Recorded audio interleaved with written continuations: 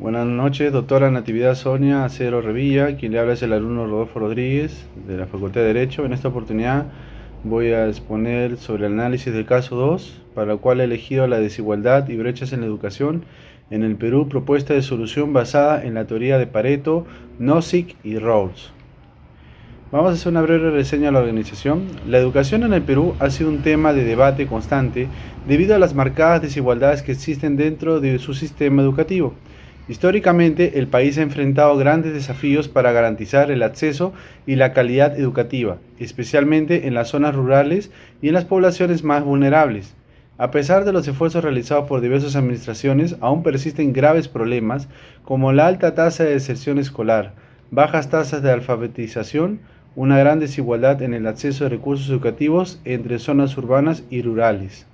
La situación se ha visto agravada por la pandemia COVID-19, lo cual cerró las escuelas durante largos periodos y amplió más las brechas educativas.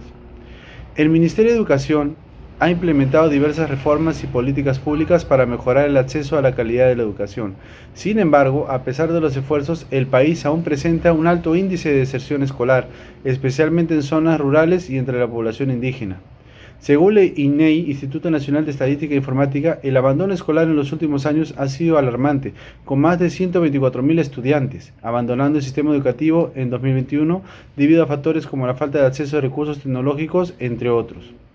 La desigualdad en la educación de Perú se refleja en una brecha significativa entre las zonas urbanas y rurales. En comunidades rurales como Urpay, los estudiantes reflejan dificultades extremas, como caminar largas distancias para llegar a la escuela, y muchos deben de abandonar sus estudios a temprana edad para trabajar en las chacras familiares, ya que la subsistencia es prioritaria. Además, la desnutrición infantil con altas tasas de anemia agrava la situación que afecta al desarrollo cognitivo de los niños, lo que repercute negativamente en su rendimiento escolar. Estas condiciones hacen que el acceso a la educación en la calidad siga siendo un reto, especialmente en las regiones más vulnerables del país.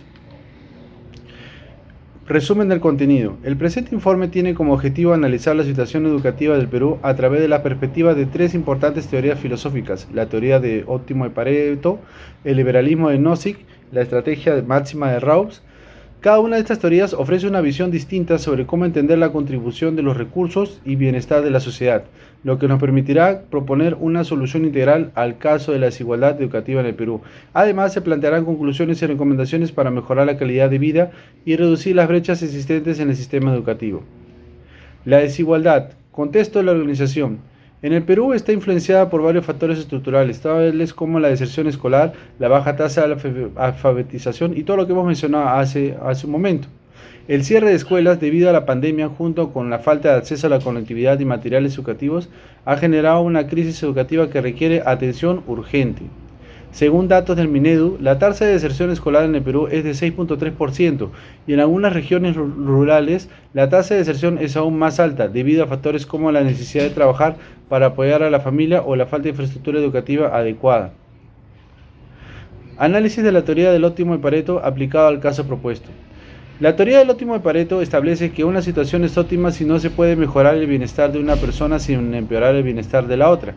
En el contexto de la educación peruana, la aplicación de esta teoría implica identificar si las políticas públicas y las reformas educativas han mejorado la situación de los estudiantes sin generar efectos negativos en otros grupos. En el presente caso, se puede argumentar que la educación pública en el Perú no ha alcanzado el óptimo de Pareto. Si bien algunas reformas han mejorado el acceso a la educación, especialmente en áreas urbanas, las desigualdades persistentes en las zonas rurales y urbanas significan que no se ha logrado una mejora equitativa para todos. Los políticos de desarrollo educativo han beneficiado principalmente a los estudiantes de las áreas urbanas y a aquellos con mayor acceso a recursos, lo que ha generado un desajuste en la distribución de los beneficios. Es necesario que la política busque equilibrar estos beneficios para que la mejora educativa no afecte negativamente a los grupos más vulnerables, como los niños y niñas en zonas rurales. Tenemos también que, como comparación de las iniciativas urbanas frente a las rurales, tenemos por ejemplo la implementación de tecnologías en ciudades grandes frente a la falta de conectividad en las zonas rurales. Asimismo, se debe analizar los programas de becas y subvenciones que buscan mejorar el acceso a la educación superior. ¿Realmente dichos programas están beneficiando a los más pobres sin afectar negativamente a otros sectores? Aplicando el liberalismo en Nozick. Según el filósofo Robert Nozick, el liberalismo defiende que el Estado debe intervenir lo menos posible en la vida de los individuos, siempre que no infrinja los derechos de los demás. En el contexto de la educación, o el caso concreto, el liberalismo sugeriría que la educación debe ser gestionada en gran parte por el mercado y que el papel del Estado debe limitarse a asegurar que se respeten los derechos básicos, sin imponer redistribuciones forzadas. Aplicando este enfoque, la solución al problema de la desigualdad educativa en el Perú podría incluir más libertad para los institutos educativos privados, subvenciones a la familia para que puedan elegir el tipo de educación que desean para sus hijos o una menor intervención estatal de aspectos cotidianos de la educación. En ese sentido, el modelo Nozick podría resultar insuficiente para resolver las brechas regionales y de género en el sistema educativo peruano, ya que podría aumentar las brechas entre los sectores ricos y pobres, dejando a los más desfavorecidos en un sistema educativo de menor calidad, pues las familias con mayores recursos podrían acceder a una educación privada de mejor calidad, mientras que los más pobres quedarían atrapados en escuelas públicas deficientes. Respecto a la estrategia Maximin de Rawls, la teoría de Rawls sobre la justicia social propone que una sociedad justa debe maximizar el bienestar de las personas de la peor situación posible. Según este principio, en un sistema educativo, el objetivo sería priorizar la mejora de la educación de los sectores más vulnerables, como las zonas rurales y los estudiantes de bajos recursos. En el contexto educativo, la estrategia Maximin se aplicaría al considerar las necesidades que los estudiantes más vulnerables, como aquellos de las zonas rurales a los que enfrentan barreras económicas o de género. Si se aplica la estrategia de Rawls, el Estado peruano debe priorizar las inversiones en infraestructura educativa en zonas rurales y en la formación de docentes en esas áreas, para mejorar las condiciones de aprendizaje de los estudiantes más vulnerables. Además, se debe establecer un sistema de becas y apoyo financiero para garantizar que todos los jóvenes, sin importar su origen, tengan acceso a la educación superior, reduciendo así las desigualdades educativas y mejorando la calidad de vida de los sectores más pobres de la sociedad. Aquí llegamos a conclusión. Tenemos que la desigualdad es un problema complejo que requiere una intervención multisectorial y un enfoque integral.